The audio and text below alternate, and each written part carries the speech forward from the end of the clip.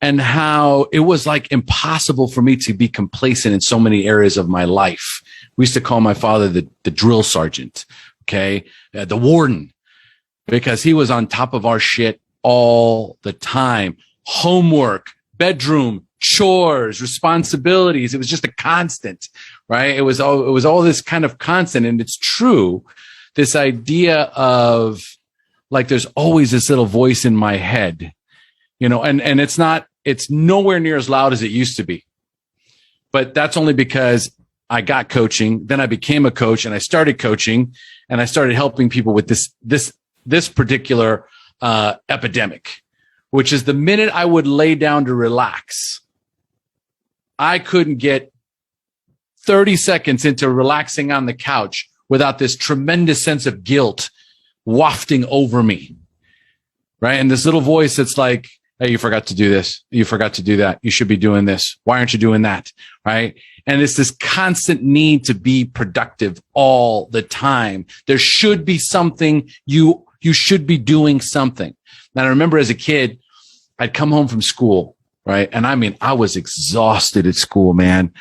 I had probably undiagnosed ADD. I've also got undiagnosed OCD.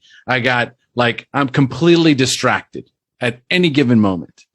And so I struggled and struggled and struggled. The only thing that I could do is just show up to class, just like we talked about when we first said, 90% of success is just showing up, right? And so I learned that as a kid. I had friends that were cutting school. Dude, I can't cut school. This is the only time I have even a shot of retaining enough information to somehow pass the test with like a 70 or, even a 60%.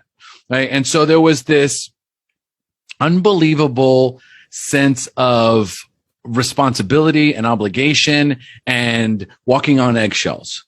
So when I would come home, I'd be exhausted from school and I'd go into my room and try and take a nap. And if I heard the garage door open, I knew it was my dad, I would jump out of bed and try and figure out what to do, like make my bed or go out there and start wiping the counter in the kitchen, right? Because if he caught me sitting around just dicking the dog, it's going to put you to work. Oh, he would find the work.